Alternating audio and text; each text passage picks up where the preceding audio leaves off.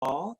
Let's see, I want to start out first by just announcing that there's a little bit of a difference in today's class, so I am told, in that our session is actually going to be recorded.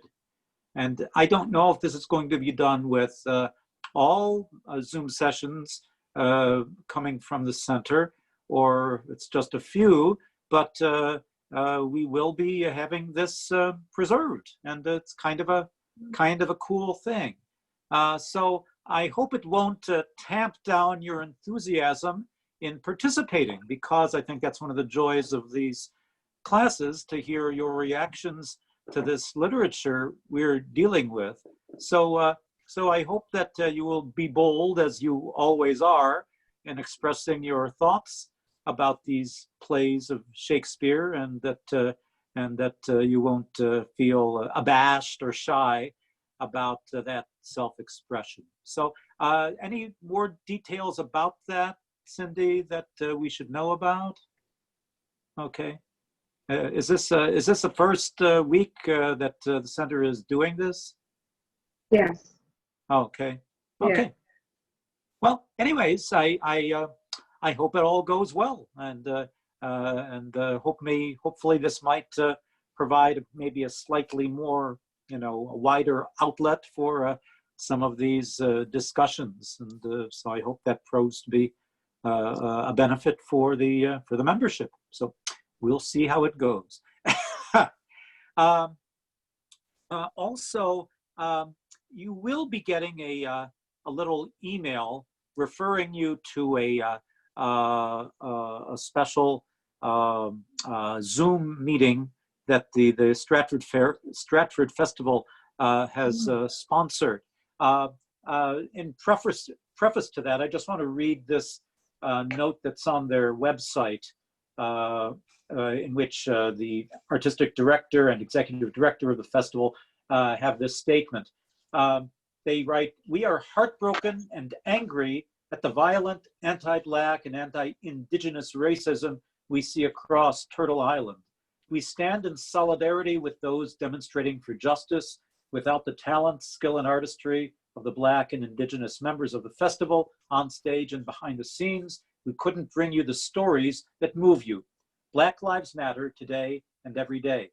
As an organization, we continue to learn how to do the work and understand our complicity in unjust systems. As a company, we have upheld white supremacy in the past. It must be dismantled. We are committed to using this time to evolve our understanding of equity, inclusion, and anti-racism, and to prepare to celebrate and give platform to a more diverse array of voices when we return. For those in our audience community who share our grief but aren't sure how to do their part, we'll be sharing some resources from racial justice educators over the next week that we hope will help. Today, we ask our community to take action by making a donation to your local chapter of Black Lives Matter or the Black Legal Action Center. And then they have a quote from the play Coriolanus: "Action is eloquence." Signed Anthony Cimolino, artistic director, and Anita Gaffney, executive director. So this is in preface to a discussion, a roundtable discussion, being conducted by various Black members of the Stratford Festival Company, and I think it's called "Black Like Me: Past, Present, Future Behind the Stratford Festival Curtain," and it basically is looking at the festival, and I guess at the theater world at large, through the lens of the Black artists who are members of this festival. And I was looking at it last night, and it's pretty, I think, very illuminating point of view, and I think it'll make a lot of us think twice and thrice about some of the issues that they raise. So you will get a little email in the near future that has a link to that program. It's about 2 hours, and it might be worth dipping into periodically because some of their leading players are on this discussion panel. Some of their rookies, some of their brand new members of the company. So you get a wide range of experiences in terms of their time here at Stratford and in other theatrical experiences. And all I can say is it's probably a different perspective than many other artists have. And I think it's worthy of seeing what their collective experience has been like at the festival. But I think it speaks to the play we're going to be talking about today and the production we'll be talking about today, Love's Labour's Lost, because the director, John Caird, he said that one of the things he was very intent on in staging this production was that he really wanted to have a truly integrated cast. And he really wanted to be sure that the full range of Canadian experience was being shown on that stage, and I think he succeeded in doing that, and I think it shows the depth of talent that's in that Stratford Festival acting company, that they were able to do that with such seeming ease. So I think that this notion that all these different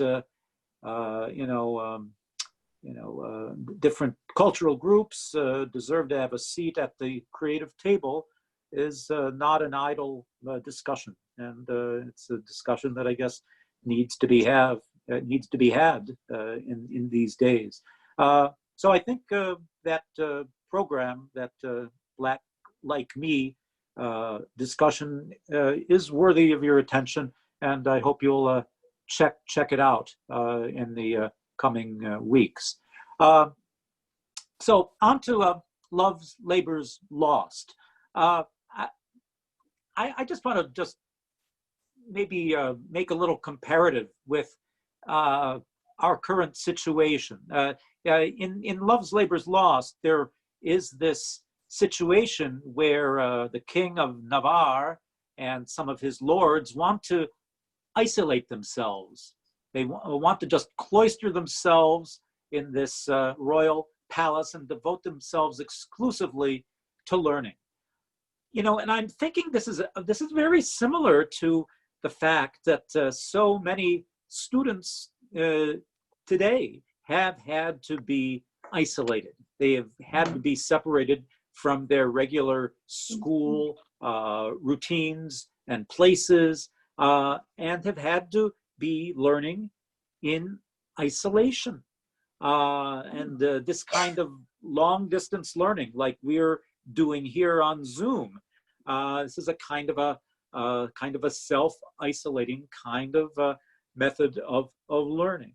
And so I guess it's worthy of opening the discussion by talking about the merits of this kind of learning process. Is it good to almost treat yourself in a kind of monkish isolation, just devoting yourself entirely to learning of various kinds, and one's books and one's complete attention to one's tutors, and the rest of the world can just go hang while you're immersed in this world of learning and knowledge.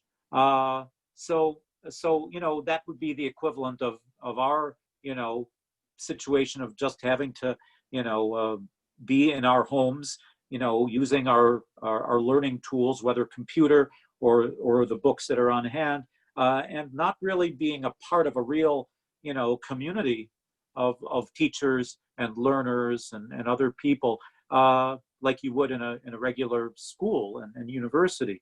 So what are the merits of that kind of isolation? What are the demerits? if you want to unmute yourself and offer your comments, what are some of your thoughts on this?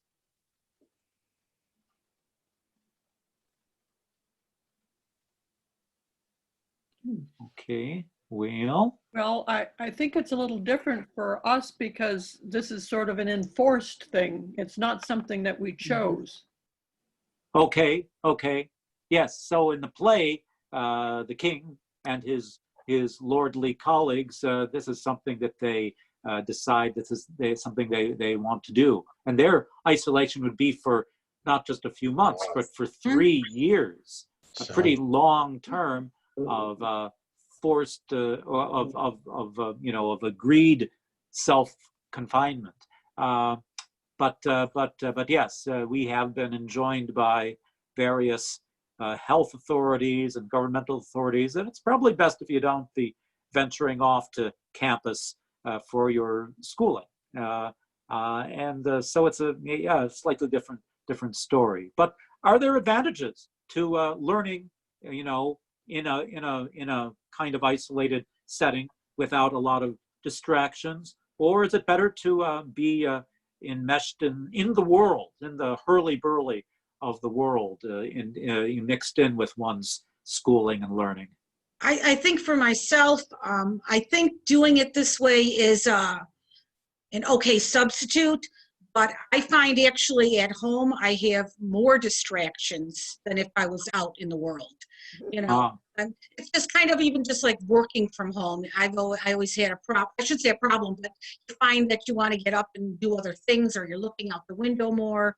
Where if I'm in an actual work environment or in a classroom type environment, then that's all I'm concentrating on. So for me, I like it the other way better. I kind of tend to agree, because I think when you go to work in a different place, and when you go to school in a different place, that in itself is a kind of isolating action, an action that focuses your attention on that particular task at hand. You're going to a specific place to do a specific thing, whereas when you're in home, when you're on site all the time for the most part, and you're doing this thing, the learning, and you're doing that thing, and it's easy to be pulled into another activity, another home-based home activity. So yeah, I can see that it would be hard to operate at full efficiency in this cloistered home setting. Yes, Mary Lou. Yes, except the difference is also that now that we're at home and we have all these various Zoom classes, we're back to having to be at a certain place at a certain time, even if it is within the confines of our home. So I find myself a little more stressed than I was the initial 4 to 6 weeks of my stay home staycation, doing things that were about someday when I have the time, I'm going to do this and do that. Not that I accomplished all of it, but I did make, some strides in small projects.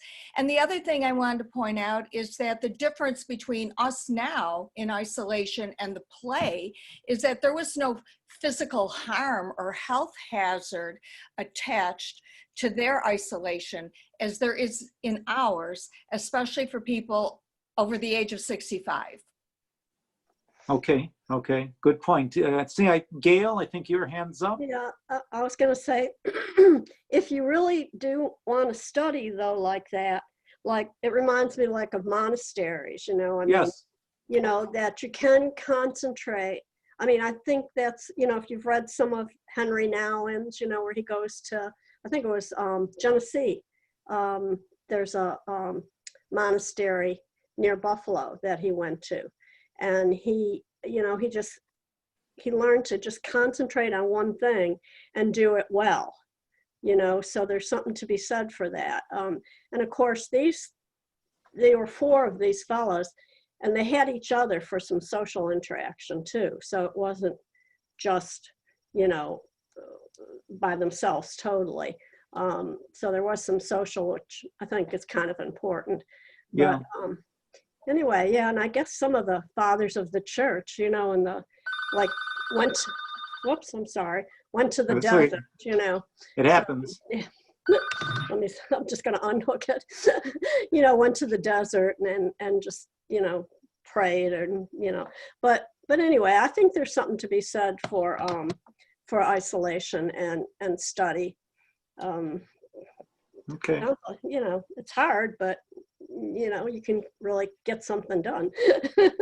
Yeah. Anybody else want to weigh in on this? Yes, Betty.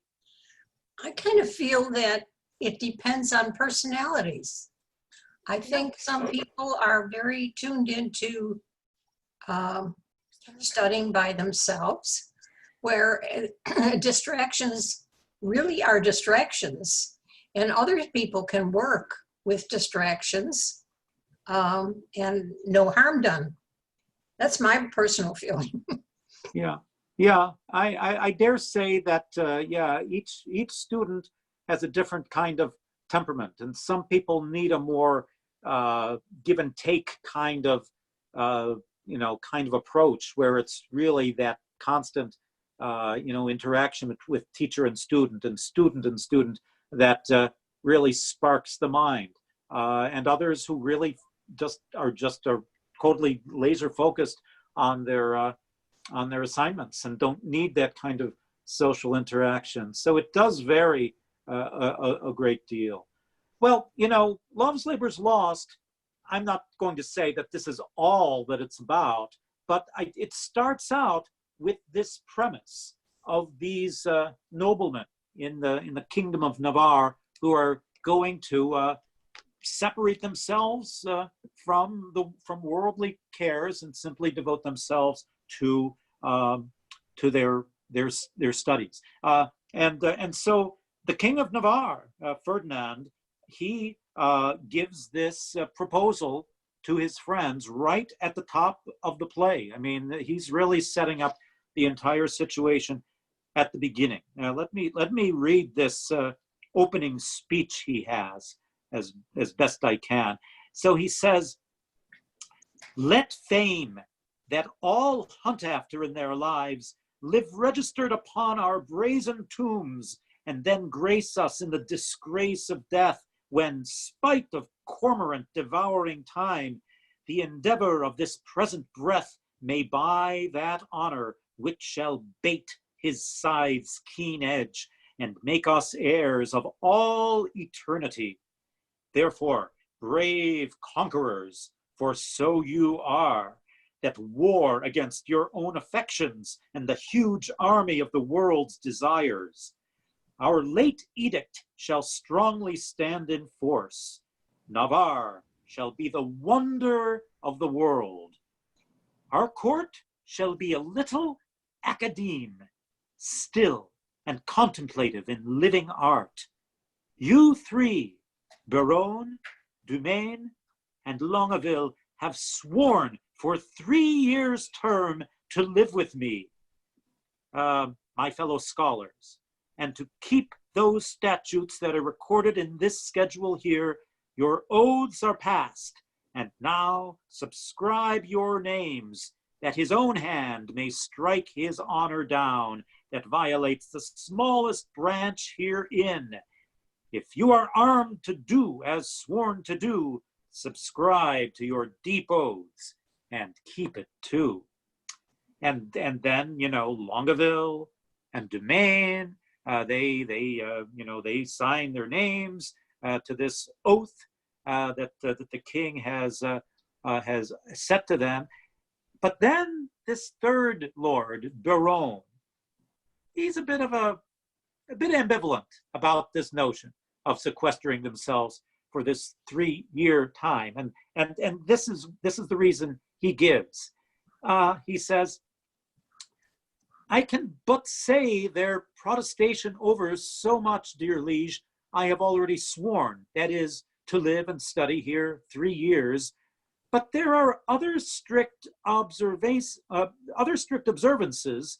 as not to see a woman in that term, which I hope well is not enrolled there. And one day in a week to touch no food, and but one meal on every day beside, the which I hope is not enrolled there, and then to sleep but 3 hours in the night, and not to be seen to wink of all the day, when I was wont to think no harm all night, and make a dark night too of half the day, which I hope well is not enrolled there. Oh, these are barren tasks, too hard to keep, not to see ladies, study, fast, not sleep. So he's really quite nonplussed about these additional strictures. It's one thing to be, cloistered away, but to completely be sealed off from the fair sex, that seems to him a bridge too far. And Longueville says, you swore to that, Baron, and to the rest. And Baron says, by yea or nay, sir, then I swore in jest. What is the end of study? Let me know. And the king says, why, that to know, which else we should not know. And Baron says, things hid and barred, you mean, from common sense. And the king, aye, that is study's godlike recompense. And Baron says, well, come on then, I will swear to study so, to know the thing I am forbid to know, as thus to study where I well may dine, when I to feast expressly am forbid, or study where to meet some mistress fine, when mistresses from common sense are hid, or having sworn too hard a keeping oath, study to break it and not break my troth. If study's gain be thus, and this is so, study knows that which yet it doth, study knows that which it doth not know. Swear me to this, and I will ne'er say no. And Baron goes on about this. He says, why, all delights are vain, but that most vain which with pain purchased doth inherit pain, has painfully to pore upon a book, to seek the light of truth, while truth the while doth falsely blind the eyesight of his look. Light, seeking light, doth light of light beguile. So, ere you find where light in darkness lies, your light grows dark by losing of your eyes. Study me how to please the eye indeed, by fixing it upon a fairer eye, who, dazzling so, that eye shall be his heed, and give him light that it was blinded by. Study is like the heaven's glorious sun, that will not be deep searched with saucy looks. Small have continual plodders ever won, save base authority from others' books. These earthly godfathers of heaven's lights that give a name to every fixed star have no more profit of their shining nights than those that walk and wot not what they are. Too much to know is to know naught but fame, and every godfather can give a name. And the king says, how well he's read to reason against reading. So, Baron's argument is that it's difficult to learn, apart from, all the beauties of that outside world, and that outside world includes, the sex with the fairer eyes, the fairer light. So this, I think, becomes kind of one of the main conflicts and subjects of this play. How do we learn? How do we learn best? And maybe closing ourselves off to the world is closing ourselves to a great source of knowledge. That to be immured in a cell may not be the way to opens one's eyes to all the glories of the universe. That's kind of the basic premise, that the play starts out with.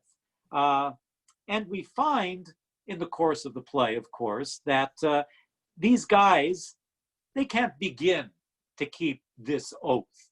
It turns out that there is a princess of the Kingdom of France who is on her way to the court of Navarre to settle some financial issues, some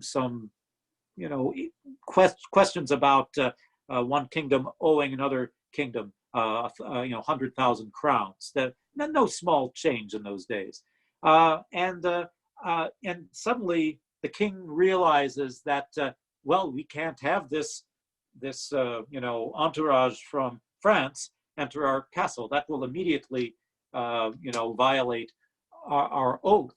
So they decide to meet these women, these princesses and other ladies of the Kingdom of France, in a park outside the court.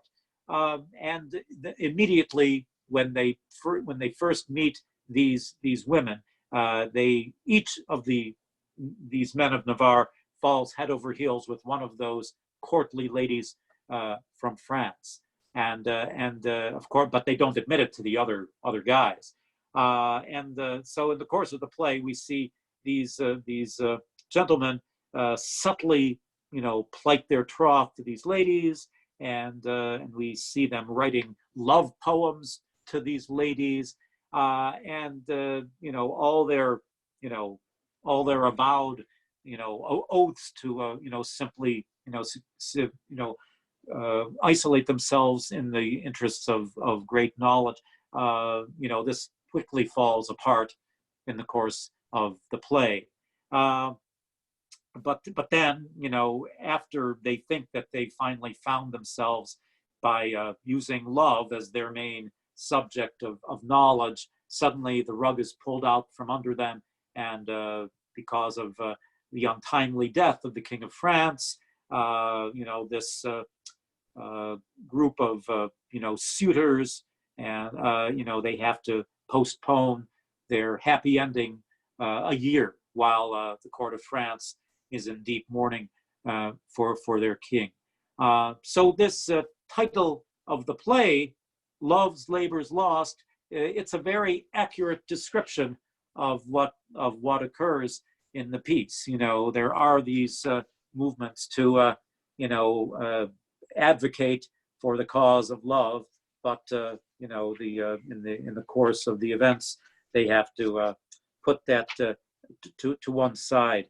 And by the way, that title supposedly comes from a book by a Renaissance writer, John Florio, called His First Fruits. And the line in that book reads, "We need not speak so much of love. All books are full of love, with so many authors that it were labor lost to speak of love." So I think it's a pretty good indication that that's where Shakespeare got that phrase.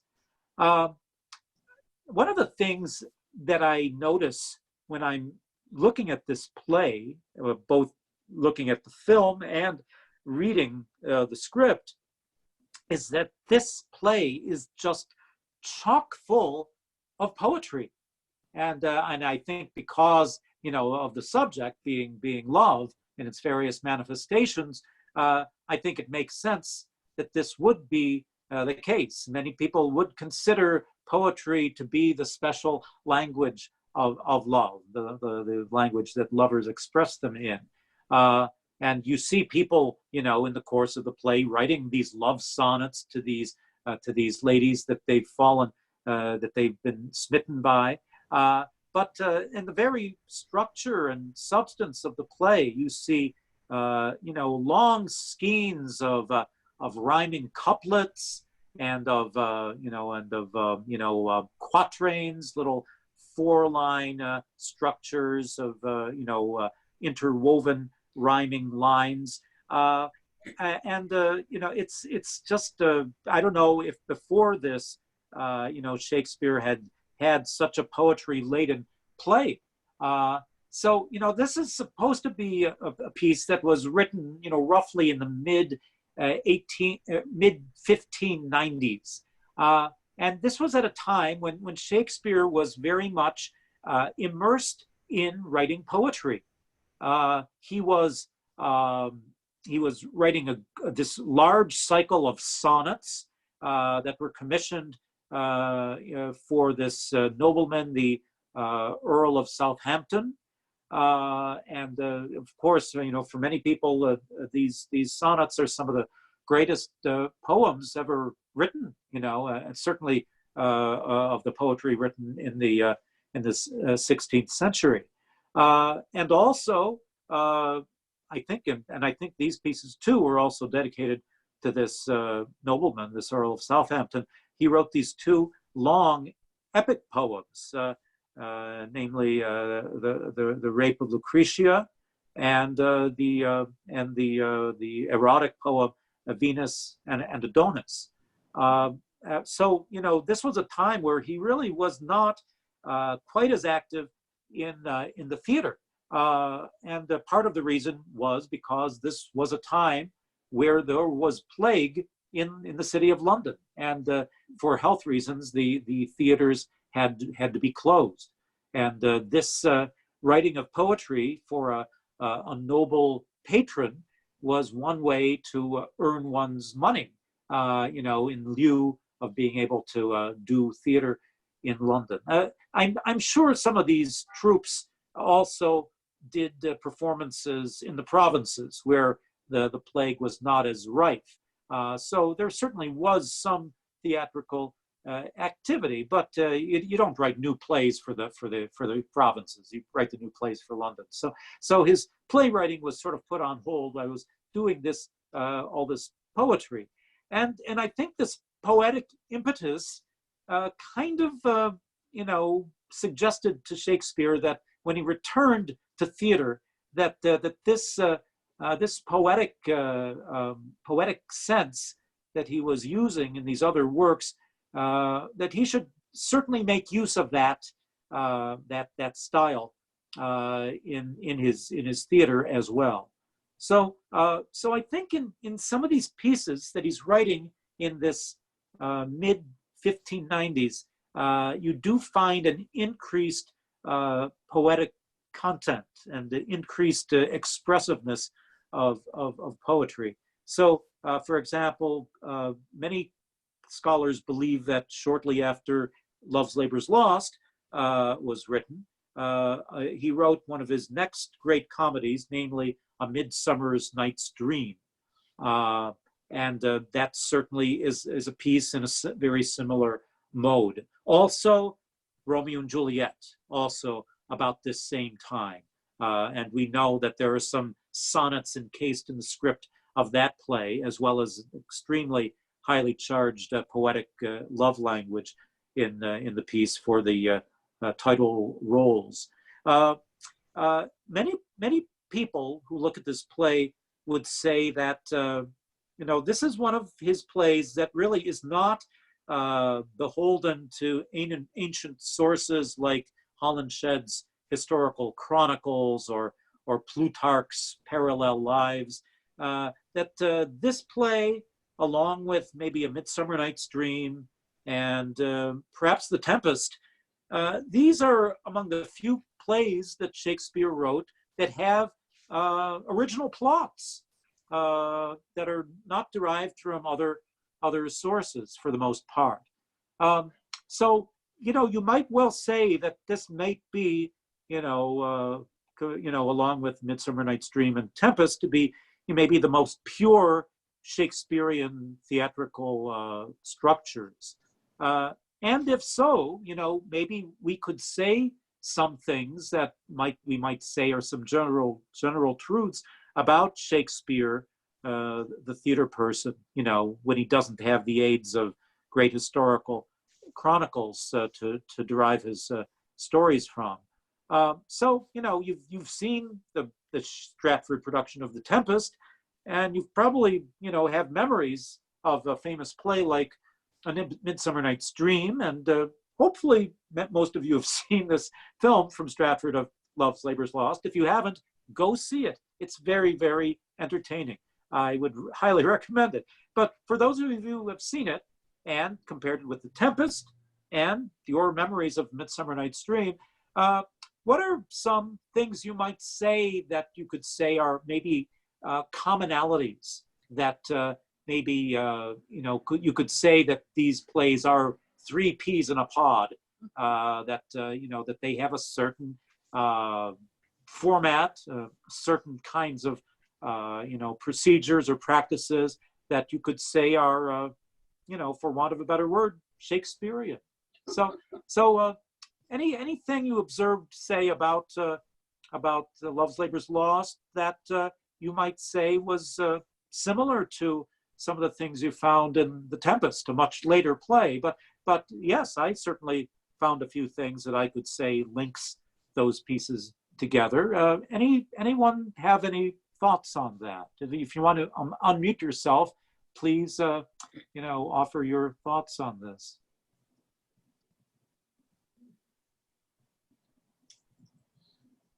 Okay, Neil. Okay. I know you're all shy because we're being recorded. I know.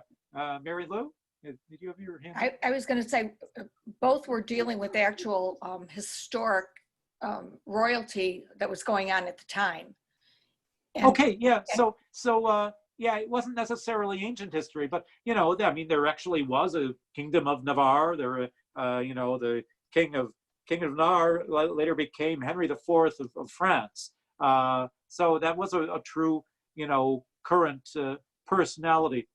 So, at the time of Shakespeare, this play had some, current references to people that you could say are, characters who you could say might be, parallel to real people, perhaps, at least in terms of titles. And that, that relevancy has faded with time. We don't really know who any of these people are today. And probably even in Shakespeare's lifetime, that topicality would have faded, by the reign of King James I. But still, you could say this could have been a play with a key, that this character might be connected with this real king or real nobleman, that sort of thing. So there is that aspect. Gail, yes. I was going to say some of the, of course, the wittiness, the puns, the use of language is similar, I think, to The Tempest. And I think he takes it to new heights. Of course, The Tempest was later, but I think in this play, it seems like almost everything is wit. And, a lot of the lines are, puns, and you have to try to figure out the language of what he's, the joke kind of. So I thought that was similar. Of course, they have the music in it and the silliness, with The Tempest. And, as far as Midsummer Night, I just think that's a tighter, somehow, of course, I'm sure it's considered a greater play. And it just seems like a tighter plot or something than the other two. Yeah.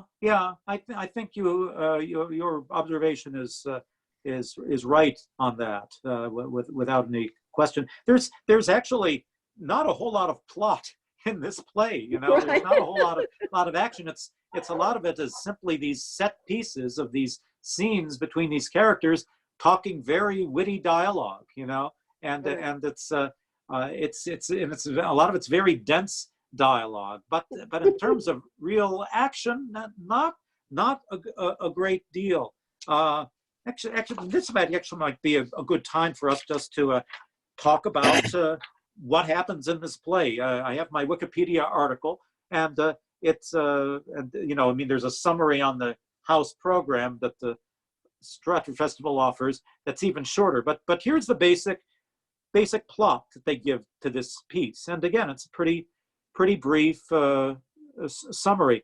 So they say Ferdinand, King of Navarre, and his three noble companions, the lords Baron, Dumaine, and Longueville, take an oath not to give in to the company of women. And they devote themselves to 3 years of study and fasting.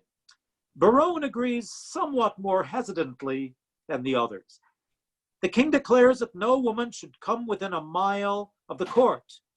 And a Spaniard visiting the court, Don Adriano de Armado, comes to tell the king of a tryst between Costard, who is sort of the clown figure of the play, between Costard and Jaquenetta, who's sort of a servant girl. After the king sentences Costard, Don Armado confesses his own love for Jaquenetta to his page, Moth. Don Armado writes Jaquenetta a letter and asks Costard to deliver it. The Princess of France and her ladies arrive, wishing to speak to the king regarding the session of Aquitaine, but must ultimately make their camp outside the court due to the decree. In visiting the princess and her ladies at their camp, the king falls in love with the princess, as do the lords with the ladies. Baron gives Costard a letter to deliver to the lady Rosaline, which Costard switches with Don Armado's letter that was meant for Jaquenetta. And Jaquenetta consults 2 scholars in the court, Holofernes and Sir Nathaniel, who conclude that the letter is written by Baron and instruct her to tell the king, let the cat out of bag, that Baron has violated his vows. The king and his lords lie in hiding and watch one another as each subsequently reveals their feelings of love. And the king ultimately chastises the lords for breaking the oath, but Baron reveals that the king is likewise in love with the princess. Jaquenetta and Costard enter with Baron's letter and accuse him of treason. Baron confesses to breaking the oath, explaining that the only study worthy of mankind is that of love, and he and the other men collectively decide to relinquish the vow. Thank God. Arranging for Holofernes to entertain the ladies later, the men then dress as Muscovites, of all things, Muscovites, and court the ladies in Russian disguise. The queen's courtier, Boyette, having overheard their planning, helps the ladies trick the men by disguising themselves as each other. And when the lords return as themselves, the ladies taunt them and expose their ruse. Impressed by the ladies' wit, the men apologize, and when all identities are righted, they watch Holofernes, Sir Nathaniel, Costard, Moth, and Don Armado present the 9 worthies. The 4 lords and Boyette heckle the play, saving their sole praise for Costard, and Don Armado and Costard almost come to blows when Costard reveals mid-pageant that Don Armado has got Jaquenetta pregnant. Oh my. And their spat is interrupted by news that the princess's father has died. The princess makes plans to leave at once, and she and her ladies, readying for mourning, declared that the men must wait a year and a day to prove their love's lasting. Don Armado announces he will swear a similar oath to Jaquenetta and then presents the nobles with a song that ends the play. So that's basically what happens. It's not a very intricate plot at all. In fact, if Costard had not mixed up the 2 letters, there probably wouldn't be a story at all. It all hinges on this mistaking these two letters of Don Armado's and Baron's. So you've heard this précis, and again, I go back to this question about similarities between The Tempest and Midsummer Night's Dream and this play. Any other thoughts that pop out at you? Okay. All right. Well, this is one thought that I think is interesting, that I think helps to bring these three in conjunction. The notion of a play within the play. An entertainment that is given for characters in the play to watch. So, for example, in The Tempest, we had that magnificently lavish masque in which these Greek and Roman goddesses appeared to Prospero's daughter Miranda and her fiancé Ferdinand, and they see this great, celebratory entertainment that is kind of, praising, the institution of marriage in these mythological terms. And it's a great spectacle, this great confluence of dance and music and beautiful costumes.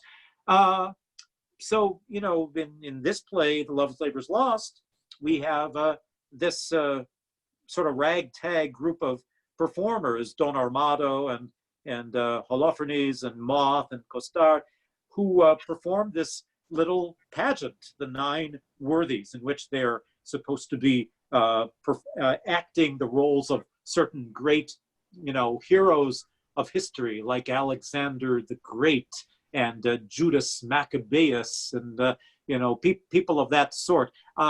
And they make a hash of it. I mean, they're not professional actors, and they just get all discombobulated and don't deliver their lines with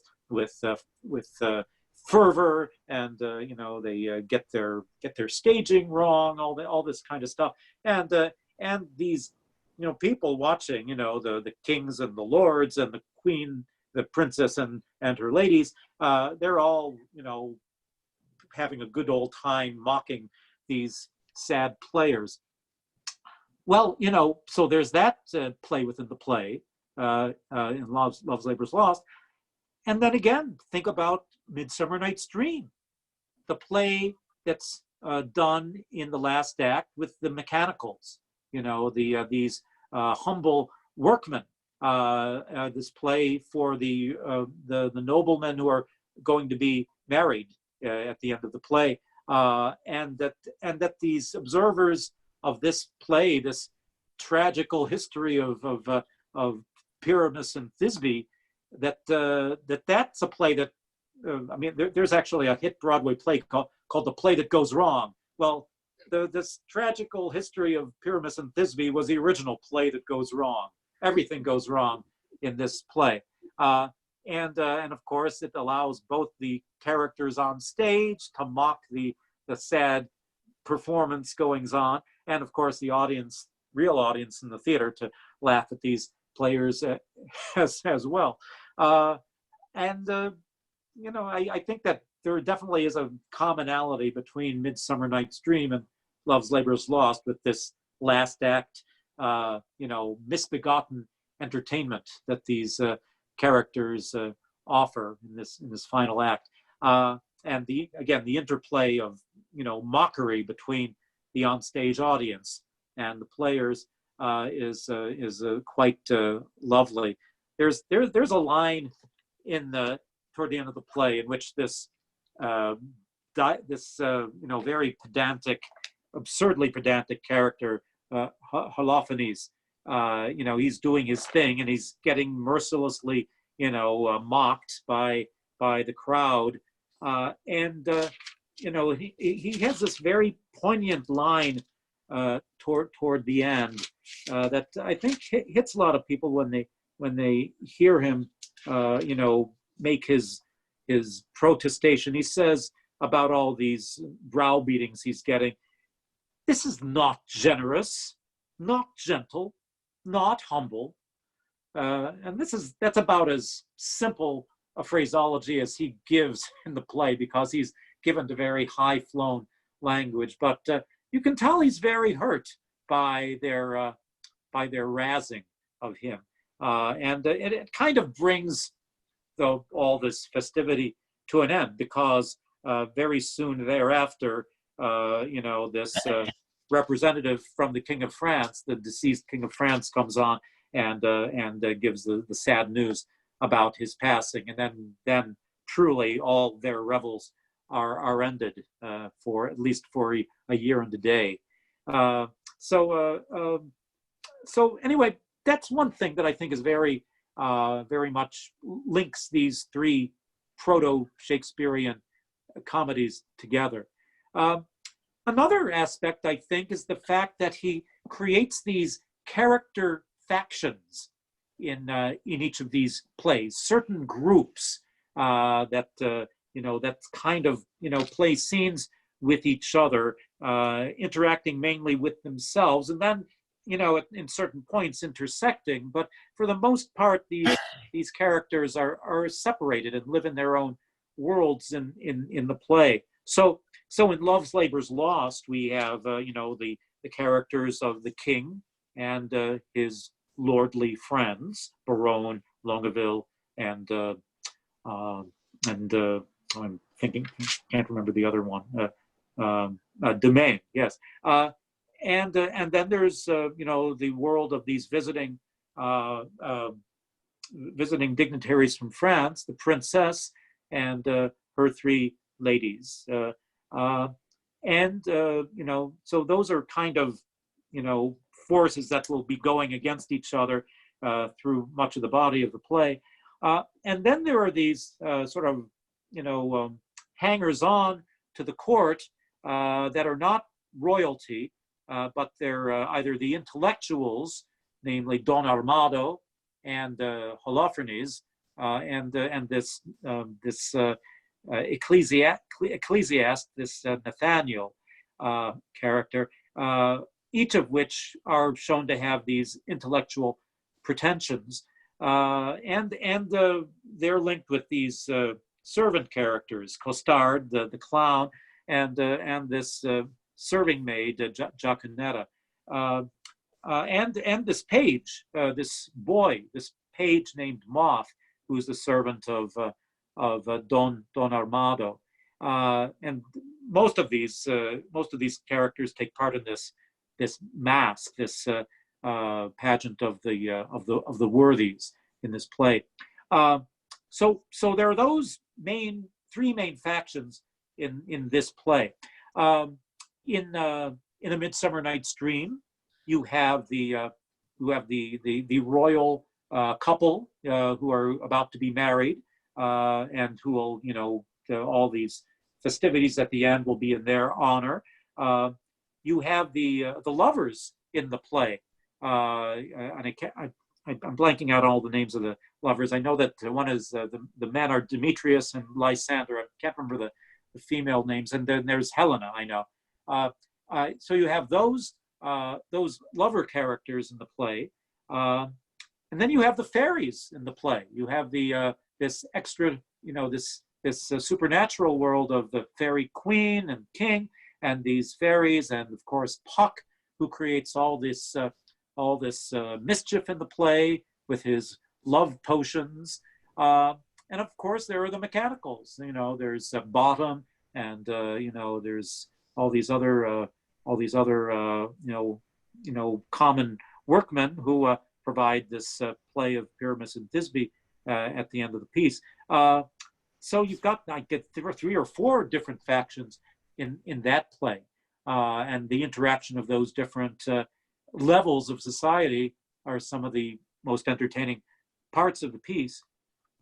And then again, in The Tempest, we have the factions of Prospero and his daughter, and of course his right hand spirit of the air and fire, Ariel. Those are kind of a group of characters among themselves, and we have the people who are washed on shore on this island, the Duke of Naples, the Duke of Milan, and Ferdinand, and Alonso, Sebastian, and then we have this group of players that they're separated from when they land on the island. We have the drunken butler, and we have the the jester Trinculo, and they form this alliance with this half man, half monster character Caliban.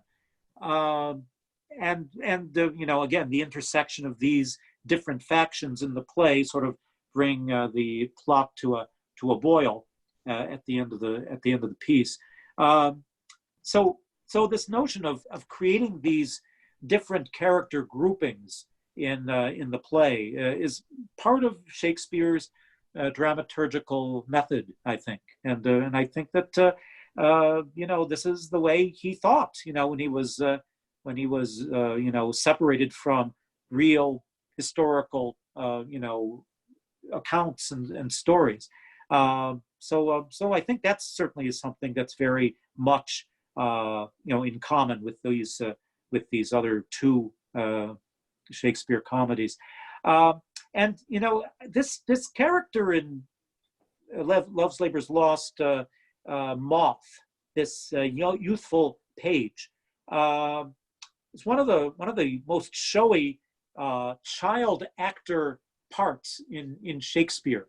In this production, we see there's a wonderful young actor who plays this role, and there's probably few greater parts for a child actor in Shakespeare, other than that in A Midsummer Night's Dream, namely the character Puck, the person who provides all the mischief for the romantic goings-on in that play.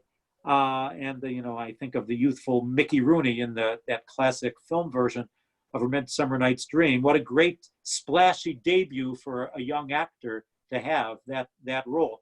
Well, Mickey Rooney should have gotten the chance to play Moth as well in a film of this play, because that would have been another grand role for him. That's another commonality, I think, that links this with Midsummer Night's Dream. As I think it was maybe Gail who mentioned, I think that Midsummer Night's Dream is a much more finished product in terms of a well-formed storyline compared with Love's Labour's Lost. I think for me, this play really has a feeling of Shakespeare almost saying to himself, figuratively speaking, that I've been writing poetry for 2 years. I want to show everything I've learned about the poetical arts in this play. So there's that sense of really trying to really poeticize, the stage as he knew it. And I think he wanted to have some gentle fun with the notion of clerics and pedantics, people who made great pretensions of their learning, and to show the kind of maybe foolishness that's inherent in those posts. This book that I was referencing last week, Will in the World by Stephen Greenblatt, he talks about the kind of grammar school that Shakespeare would have attended when he was a child. And it talks about the kind of training that he would have gotten in that setting as someone learning Latin in a grammar school. And he compares it to this character Holofernes in Love's Labour's Lost. He writes in one of his early plays, Love's Labour's Lost, Shakespeare creates a ridiculous schoolteacher, Holofernes, whose manner is a parody of a classroom style that most audience members must have found immediately recognizable. Holofernes cannot refer to an apple without adding that it hangs, quote, like a jewel in the ear of Cielo, the sky, the welkin, the heaven, and that it drops on the face of terra, the soil, the land, the earth. And he continues, he is the comical embodiment of a curriculum that used as one of its key textbooks, Erasmus's On Copiousness, a book that taught students 150 different ways of saying, in Latin of course, thank you for your letter. If Shakespeare deftly mocked this manic word game, he also exuberantly played it in his own voice and his own language, as when he writes in Sonnet 129 that lust, quote, is perjured, murderous, bloody, full of blame, savage, extreme, rude, cruel, not to trust. Concealed somewhere behind this passionate outburst are the many hours a young boy spent in school compiling long lists of Latin synonyms. So I think that's a very interesting insight into the, some of the, pedantic in-jokes that are in this play. So there's that character, Holofernes. Oh yeah, let me just read a little passage just to give you a taste of his character again. It's a character that arrives late in the play, but he really adds a lot of color to the piece. And he says, "This is the gift I have, simple, a foolish, extravagant spirit, full of forms, figures, shapes, objects, ideas, apprehensions, motions, revolutions. These are begot in the ventricle of memory, nourished in the womb of pia mater, and delivered upon the mellowing of occasion. But the gift is good in those in whom it is acute, and I am thankful for it." So that's a very typical Holofernes expostulation. Here's another one. Let's see.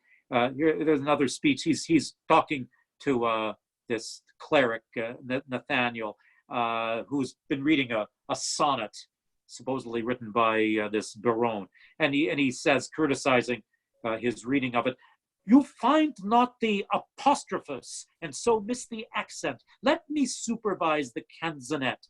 Here are only numbers ratified, but for the elegancy, facility, and golden cadence of poesy, carrot. Ovidius Naso was the man. And why indeed Naso? But for smelling out the odoriferous flowers of fancy, the jerks of invention. Imitare is nothing. So doth the hound his master, the ape his keeper, the tired horse his rider. But, damosella virgin, was this directed to you?" And I'll just leave it there. Anyway, he's an endearingly absurd character. And Shakespeare, he only went to grammar school. He never went to college, to university, to a seminary. He never went to law school. He did not receive the kind of higher education that I'm sure his parents wished he had. By all rights, he should have just gone directly into his father's Glover's practice. But he had these theatrical ambitions that were not to be denied. I tend to think that Shakespeare, writing this play, he was kind of giving an answer to some of these contemporary playwright colleagues of his, people who were educated, who did go to Oxford and Cambridge. And later scholars talk about this group of playwrights that Shakespeare came to know in his early career. And these writers were known as the university wits. Again, this was a 19th century scholar's description of them. But it mentions people like Christopher Marlowe, the infamous Robert Greene of the TV show, Upstart Crow. Yeah, Upstart Crow, yes. Yay. Upstart Crow. Thomas Nash, John Lilly, Thomas Lodge, George Peele. These are a few of these people who had university credentials and had thoroughly studied the classics and knew their mythology. They had a great background in religion, theology, philosophy, and consequently, they left a young upstart playwright like Shakespeare feeling maybe a little inferior in terms of educational experience. And I think, in a way, with this play, Shakespeare is almost trying to, say to these figures, these university wit kind of people, that I can play in your league too. I can be as witty and sophisticated as any of you, even though I never went to Cambridge or Oxford.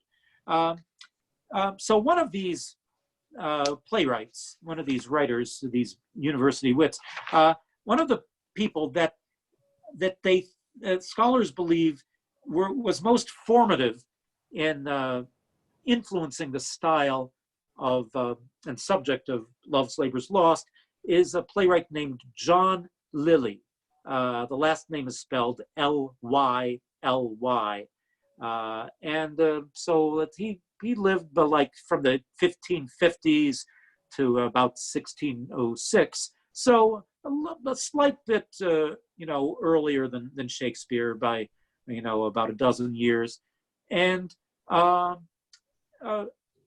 would say that, he had a style that was very much, when he started writing plays, he tried to be as, again, as smart and sophisticated in his dialogue style as he could. And it says that his style might be exemplified by the title of one of his books, not a play, a book called Euphues, The Anatomy of Wit. So that first word, Euphues, Euphues, Euphues, The Anatomy of Wit. So this style of writing became known, after this book title as Euphuism. So this notion that, a play could be sustained by just this scintillating, exchange of again, witty repartee, he really raised that to a fine art. And many scholars, or at least one that I referred to when looking at this play, suggested that one of his plays, a play from 1591 called Endymion, Endymion, Endymion, that this may have been the play that provided the most likely model for Shakespeare's Love's Labour's Lost. I can't say that I have read any of John Lyly's works myself, so I can't give you an absolute thumbs up on that, but I think that's worthy of our pursuing. So, that's something for your future list of things to do, as if you don't have enough things to do. Anyway, so I think that, Shakespeare really wanted to prove that he could, write in that kind of elevated style, that he was not just someone who was able to write this great, tragic bloodbath of a play like Titus Andronicus, something really written for the rabble, the people standing in the pit. He could write something for the knowing, sophisticated audience as well. Some people think that this play was originally performed for a very sophisticated audience. There's definitely evidence that this play had a performance around Christmas time in 1597, played before Queen Elizabeth's court. So that certainly is a very elegant and knowing, sophisticated audience. It's also thought that it may have been performed for a group called the Inns of Court, INNS of Court, Inns of Court, which was, I think, a group largely of people in the legal profession. And of course, lawyers and other members of the world of the legal courts, would certainly be extremely literate, certainly knowledgeable in their Latin, and would certainly understand legal contractual formulations as mentioned in the play. Certainly would be knowledgeable about poetic forms as well. So all this great care that Shakespeare made in this elegantly rhyming dialogue of his, would have been well recognized by those kind of sophisticated ears in the audience. So I mentioned this heavy content of poetry in the piece. And, you know, I think that this is probably the play that has the most content of sonnets in the play. And each of these members of the court of Navarre who are writing love poetry to the women that they've been smitten with, each of them writes a sonnet to give their, you know, plight their troth to their beloveds. And some of these messages actually reach these ladies and some of them don't. I thought it might be interesting to read some of these sonnets in the play to give you a sense of the literary style of these characters. Now, first of all, let's just talk about the form of the sonnet.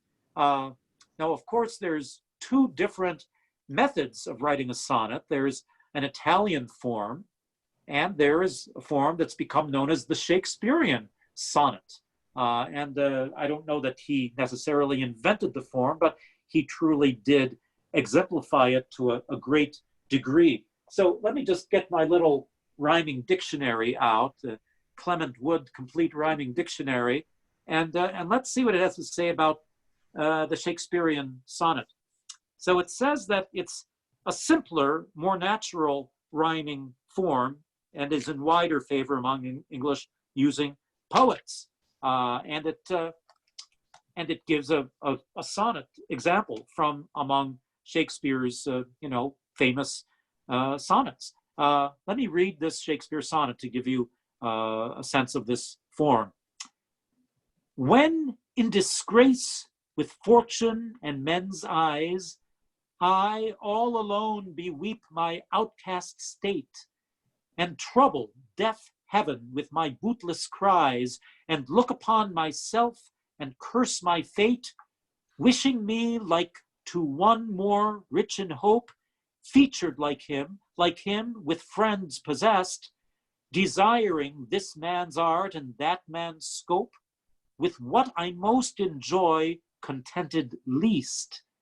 Yet in these thoughts myself almost despising, haply I think on thee, and then my state, like to the lark at break of day arising, from sullen earth sings hymns at heaven's gate.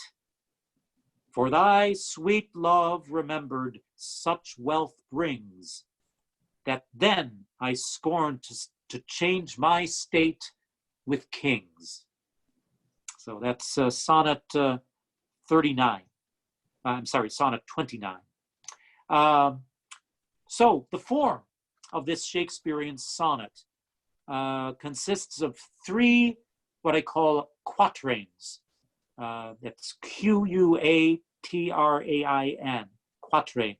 A quatrain for me is a four-line verse that alternates rhymes, A, B, or 1, 2, 1, 2. And in a Shakespearean sonnet, there will be three of these quatrains. So, and generally each quatrain will have a different set of rhymes, generally speaking. It'll be like 1, 2, 1, 2, 3, 4, 3, 4, 5, 6, 5, 6. Three quatrains, one after the other. And then there is a two-line couplet, a rhyming couplet, 7, 7. And generally speaking, that couplet, sometimes it's given the name of a l'envoi or envoi, kind of a farewell for the end of the poem, farewell. And usually the message of the poem is encapsulated in that farewell, that envoi at the end of the poem. So it's kind of like a little snapper, a little curtain to the little one-act play of the sonnet. So some of these pieces, some of these so-called sonnets in the play, some of them follow this Shakespearean model. I'd say, generally speaking, these sonnets that Shakespeare wrote for the Earl of Southampton, generally speaking, they were written in a kind of iambic pentameter with 5 stresses per line. There may have been some that were just with 4 stresses, but generally I think 5 stresses, which gives it that Shakespearean feeling. Let's hear this sonnet attributed to Berowne in the play. If love make me forsworn, how shall I swear to love? Ah, never faith could hold if not to beauty vowed. Though to myself forsworn, to thee I'll faithful prove. Those thoughts to me were oaks, to thee like osiers bowed. Study his bias leaves and make his book thine eyes, where all those pleasures live that art would comprehend. If knowledge be the mark, to know thee shall suffice. Well learned is that tongue that well can thee commend. All ignorant that soul that sees thee without wonder, which is to me some praise that I thy parts admire. Thy eye Jove's lightning bears, thy voice his dreadful thunder, which, not to anger bent, is music and sweet fire.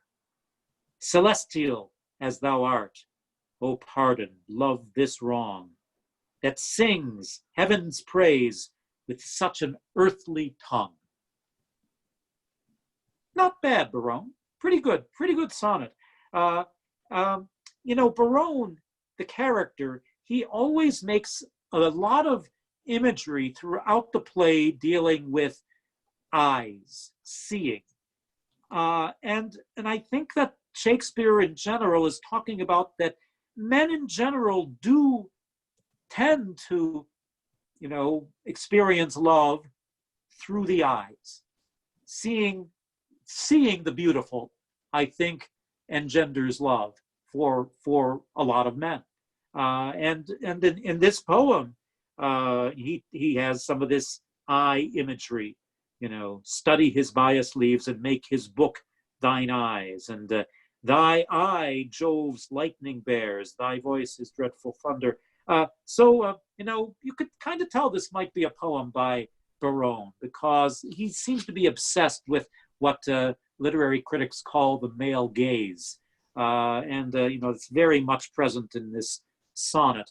Now, the King of Navarre, Berowne discovers the King of Navarre carrying a manuscript in his hand that Berowne hides as he listens to the king read this poem. And suddenly he realizes the king, too, is betraying this oath.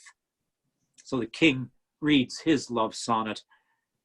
So sweet a kiss the golden sun gives not to those fresh morning drops upon the rose, as thy eye beams when their fresh rays have smote the night of dew that on my cheeks down flows.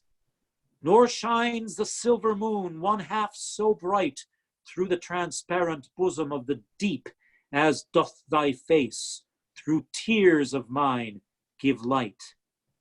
Thou shinest in every tear that I do weep, no drop but as a coach doth carry thee. So ridest thou triumphing in my woe, do but behold the tears that swell in me, and they thy glory through my grief will show. But do not love thyself, then thou will keep my tears for glasses, and still make me weep. O Queen of Queens, how far dost thou excel? No thought can think, nor tongue of mortal tell. So that's a little bit, that's, I think, a little bit different in form than the traditional Shakespeare sonnet. He actually has 2 sets of couplets at the end, not just one set of couplets. So it's sort of an extended envoi that King of Navarre gives. So that's a slightly different wrinkle in the sonnet form. Still not a bad poem. I mean, not too shabby at all. And then Berowne, he discovers one of his lordly colleagues, namely Longaville, come on stage brandishing a sonnet, and he decides he's going to hide and see Longaville give out with his poem. And this is his little poetic effusion. Didst not the heavenly rhetoric of thine eye, notice that eye imagery again, didst not the heavenly rhetoric of thine eye, against whom the world cannot hold argument, persuade my heart to this false perjury? Vows for thee broke deserve not punishment. A woman I forswore, but I will prove. Thou being a goddess, I forswore not thee. My vow was earthly, thou a heavenly love. Thy grace being gained cures all disgrace in me. Vows are but breath, and breath a vapor is. Then thou, fair sun, which on my earth doth shine, exhalest this vapor vow, in thee it is. If broken then, it is no fault of mine. If by me broke, what fool is not so wise to lose an oath to win a paradise? So, this poem, it sounds like this Longaville is really writing out of his distress at being immured in this scholar's cell and being divorced from female company. And he's very strongly considering breaking this oath. And he says in the last line, to lose an oath to win a paradise. That's a pretty strong statement in this poem. And finally, Lord Dumaine. And this is maybe the least traditional of these sonnets. It has a much shorter line. I think it's just a four beat line, a tetrameter, and I think it's actually in a trochaic form. It's not in an iambic form. So the rhythmic pulse of the piece is completely different from these other poems. Anyhow, here is Dumaine's sonnet. On a day, alack the day, love, whose month is ever May, spied a blossom passing fair, playing in the wanton air. Through the velvet leaves, the wind, all unseen, can passage find, that the lover, sick to death, wished himself the heaven's breath. Ere, quoth he, thy cheeks may blow, ere would I might triumph so, but alack, my hand is sworn ne'er to pluck thee from thy thorn. Vow, alack, for youth unmeet, youth so apt to pluck a sweet, do not call it sin in me that I am forsworn for thee. Thou, for whom Jove would swear Juno but an Ethiop were, and deny himself for Jove, turning mortal for thy love. So this is really not really quite a sonnet. It's really more a set of couplets rather than a traditional sonnet form. So there are definitely variants in these sonnets that Shakespeare writes for these characters. And in the course of this scene, they find each other out. Each of them realizes that the other has betrayed the oath, and they have to finally figure out, where are we to go from here? And at this point, Barone gives his opinion about what they need to do, and basically saying that they have to give up this oath, and they have to make a new oath, and that they will be using their subject of love as their main intellectual study. That is where they will learn the most in actual, human relations, between man and woman. That is the way they will actually get their real education in life, in terms of what the meaning of the world is. And Barone gives this advice in what is termed maybe the longest monologue that Shakespeare ever wrote. I mean, I find that hard to believe because there are some long monologues in Lear and in Hamlet and Macbeth, but supposedly this is the monologue that beats them all. There are actually a lot of different records that Shakespeare sets in this play. For example, the second scene in Act 5 is supposedly the longest continuous act in a Shakespeare play, which I think is very, very interesting. And this long monologue too is another one of those record breakers. And then the longest single word in a Shakespeare play, maybe the longest word in the English language, actually not the English language, it's a Latin word, but I think it's a Shakespeare made up Latin word. And this is, I think, a word that's given in the play by the character Costard, supposedly the clown in the play, the one who has no education. He comes up with the longest word in the play. Here's the word. I don't know if you've ever come across this before. So I'll see if I can do it. Honorificabilitudinatatibus. Oh God, I think I messed that up. Let me try this one more time. Honorificabilitudinatatibus. It really flows off the tongue. Honorificabilitudinatatibus. Yes, Frank. Supercalifragilisticexpialidocious is the longest word. I think the Sherman brothers may have beat Do you remember that? I think you may be right. Yes. By the way, just, useless information, but it seems to me, I don't know what website it was that I saw on the I don't know, maybe it was the Shaw Festival website, something, looking at some website, talking about cleanliness during this time of pandemic, suggesting that you will definitely wash your hands and sterilize yourself enough if you sing the song of supercalifragilisticexpialidocious. If you sing that chorus, that'll be enough hand washing for you. So I think that's a pretty good gauge. I think I'll do that next time I'm in the washroom. I think time is butting up against us.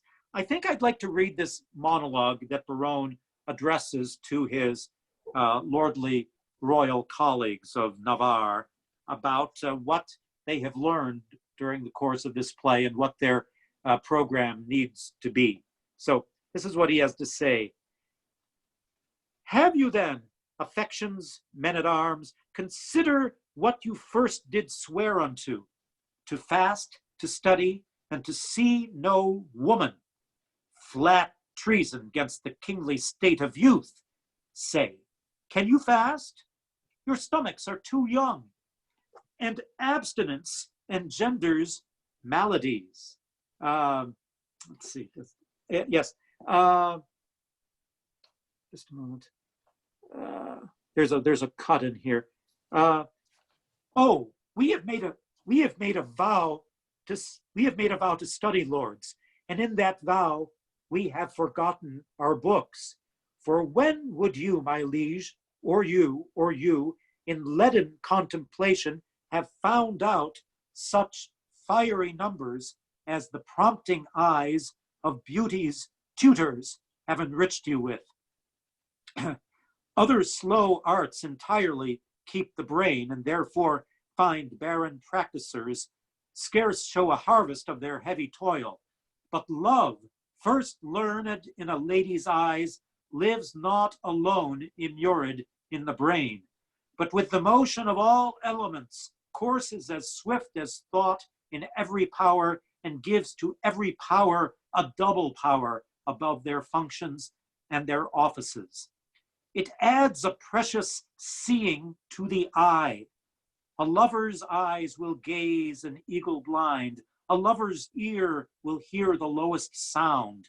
When the suspicious head of theft is stopped, lovers' feelings are more soft and sensible than are the tender horns of cockled snails. Love's tongue proves dainty Bacchus gross in taste.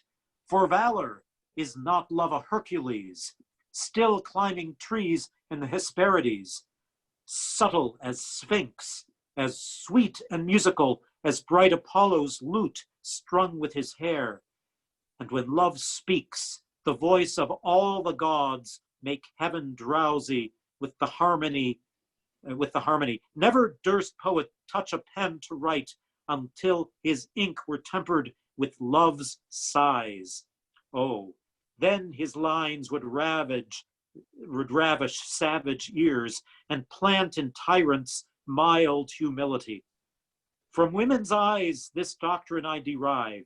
They sparkle still the right Promethean fire.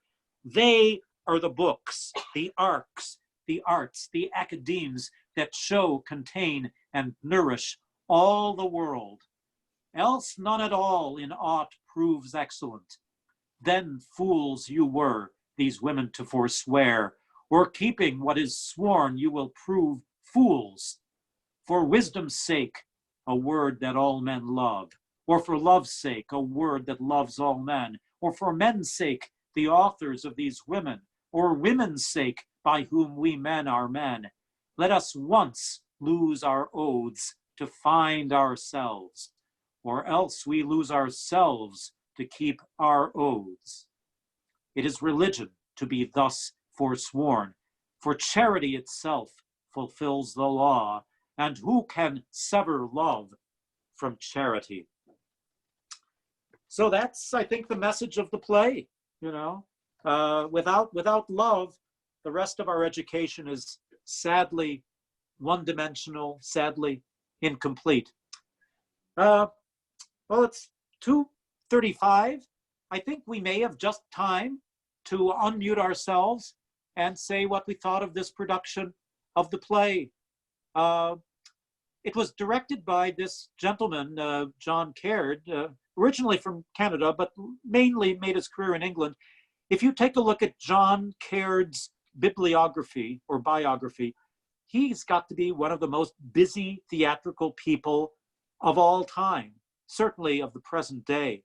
He's not only directed fervently in England and America, he's also directed plays in Japan, in Sweden. He's directed operas. He's directed musicals. He's also written musicals, including writing, co-writing, and co-directing the longest-running musical in England, Les Miserables. This is a pretty amazing talent, and the fact that he was invited to Stratford about 5 years ago was a real coup. And I think this really shows John Caird, I think, working at top speed and top effect. I think this is a pretty virtuosic production of this piece. And I guess my question to you is, do you feel like this piece speaks to an audience in the 21st century, or is this simply an outmoded comedy of manners from the 16th century? What sayest thou? How many of you have seen the play? Raise your hand if you have. Okay, let's see, Frank and Linda, what's your opinion about this production? It was good. Actually, if you remember, I think last week or the week before, I mentioned how dark the set was, and it was far. I'm thinking on a technical end of it. Yes. This one was very bright and colorful and cheerful looking, and I gotta say I was impressed early on with the young boy that played the page. Yeah, I mean, that's got to be a difficult assignment. Yeah, I mean, the words just came out of his mouth like it was natural. Yeah. I think he had been in a couple smaller roles in Stratford for 1 or 2 seasons before that. But boy, this really was a star turn. And, you know, I saw another video of another production of Love's Labor's Lost. They had a much older actor playing that role in that production. And by golly, it really does help the production if you have a real boy playing the role without any job. Shakespeare in Delaware Park last summer, when they did this, had someone in their early 20s. mid-20s that was playing that part. Yeah, it's a demanding part. It's a demanding part. And for any actor, I thought this was a really exceptional performance. let's see, Ruth, did you see the piece? Yes, I did. And I think what's the- your thoughts? Okay, first of all, technically speaking, I found that it was very dark. Again, like the first one, I just, in terms of the background, I had Okay. a hard time. Maybe it was where I was sitting to watch it or something. Okay. And frankly, I was quite confused. There were so many characters. It was hard to keep them straight. And I've never seen this play before, so that didn't help at all. Yeah, it's a play where Shakespeare really does divide up the parts very democratically. I mean, there's a lot of characters who have large parts to them without a central part like a Hamlet to kind of be the center of it all. Generally speaking, the major speeches that people remember are those by Barone, but I don't necessarily think, even though he has that long speech, I don't think his part is that much larger than many of the other characters in the piece. It really is an ensemble play. And, when you don't have a certain star character to really focus on, sometimes it is more difficult to get a bead on who is the protagonist. Whereas, Macbeth is the protagonist in Macbeth, and King Lear is the protagonist of King Lear. But sometimes it's really hard to tell who the real leading player is in this piece. It really is kind of a team effort. It's kind of like the Navarre royals and the French royals and the pedantic people in the court. It's not so much individuals, I'd say, in this piece. So I can understand how someone coming new to the play would be a little at sea, because you don't know who quite to root for, I think. Yes. Well, I found myself having to focus on one person, so I picked Barone. Okay. So it was easier for me to follow, knowing more, that I made him my lead, and it was easier then to kind of see who was working around him, because there was the play within the play, and like you just said, all these other groups of people. So maybe if I see it again, it'll be easier. And yet, there's a whole lot of scenes where Barone really doesn't appear. It's not the star role that I had imagined it was. Anyway, let's see. Who else? I thought the cast was amazing, Michael. I thought they did a great job with matching their physicality to what they were saying in terms of facial expression.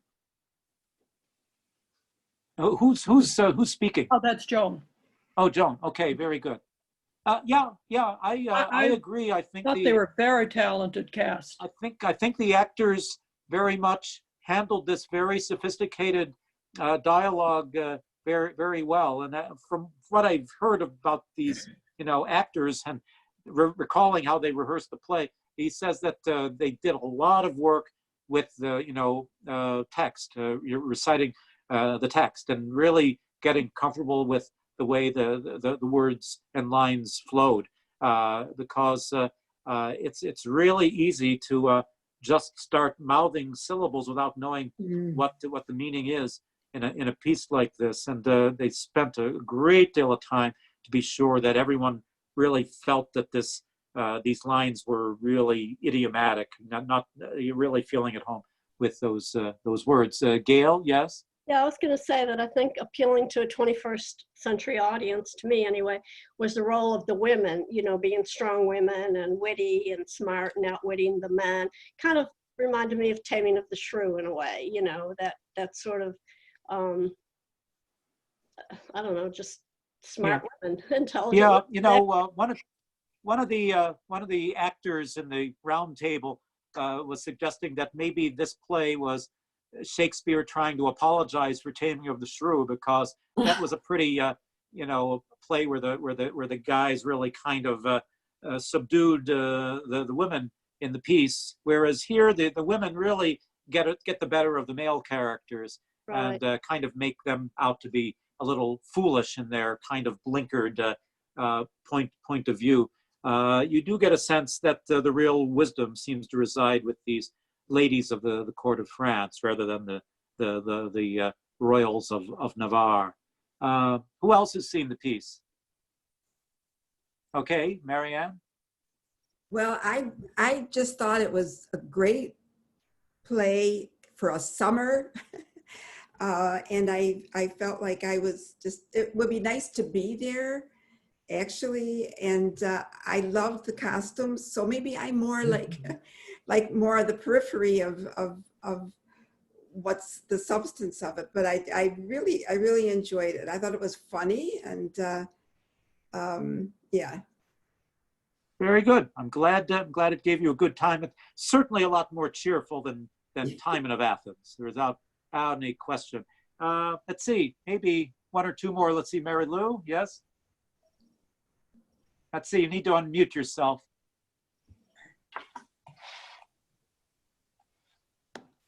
I agree that the elocution was so clear. It made it so much more enjoyable.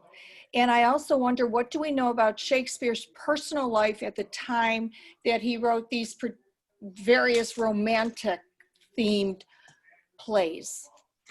Well, I mean, we have so little really solid biography about Shakespeare. There's so much that's theoretical that needs to be surmised from his writings. It's really difficult. But the character of Rosaline in the play is sometimes referred to in certain imagery that reminds many scholars of some of the sonnets of Shakespeare that were written about the same time. Some people think that some of the later sonnets were addressed to someone who has simply been called the Dark Lady of the sonnets. And the way that Rosaline is talked about in this play seems to have similar kinds of figures of description in comparison with some of those sonnets. So that has made some Shakespeare critics wonder if Shakespeare had some kind of relationship with a woman that was being described in this poetry and perhaps alluded to in this character of Rosaline in Love's Labour's Lost. Again, that is all very, that's all surmise. But it's an interesting theory, and it might give a playgoer maybe a little bit more of an interest in the game as the play goes on, to see how this character relates with Barone, who might perhaps be a stand-in for Shakespeare, and how he really felt about the subject of love. So that's certainly possible. One more? Any last final comments before we ring down the curtain today? I just wanted to say that if we suddenly disappear, our lights are flickering. So I'm having a feeling, I got a feeling our power is going to go off for some reason. Okay. Yeah. And we really enjoyed it. So we'll let somebody else now talk. Okie dokie. Well, any case, if you have not seen the production, I urge you to check it out, because I think it has some real fine entertainment values. It has some of the most beautiful Shakespearean players in the piece. It has lovely music. The final songs about winter and spring at the end it's a beautiful, almost like a flamenco kind of musical mood that's created at the piece, maybe taking after Don Armado's Hispanic character. And it provides a lovely bit of night music for the very end of the play. Michael? I think it's, yes. Do various productions of this particular play, as an example, the ballads, just struck me as so beautiful and well written. And so I wondered if the music, I understand we talked about the poetry earlier, but was the music inscribed in the play, or is that up to each production facility?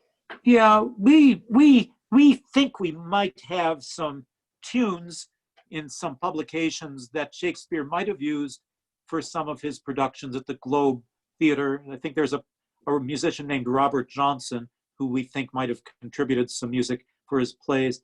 But for the most part, we do not have original scores from those theater productions. So it's really up to each production to figure out what that musical content will be. All I can say is the Stratford Festival usually has really wonderful musicians that do the music for these pieces. Let me just grab this sheet that has the credits for this production. So the composer credited for this is a man named Josh Schmidt, and he wrote the music for a brass ensemble, 2 trumpets, French horn, and trombone, and I think some of these players also doubled on some stringed instruments as well. So you had a lot of fanfares in the play that provided a lot of nice musical effects in the piece. I think actually some of the actors in the company played some guitar-like instruments that provided some of the accompaniment for those final songs in the show. But it really provided a lovely sonic landscape for the piece. For the most part, it's really only the last 2 songs that really are defined as musical moments in the play, and I think they really enriched the musical fabric of the piece, in this production. But it's really the poetry that's the thing in this play. It really, I'd say, The Tempest is a much more, and I think Midsummer Night's Dream, there's definitely much more defined musical moments in those plays in comparison with Love's Labour's Lost. But they really made this a very musical play in this production. Next week, we're going to be looking at one of the biggies, Hamlet. And I hope I'll be able to do it justice. I think they'll be starting showing that film of Hamlet this Thursday.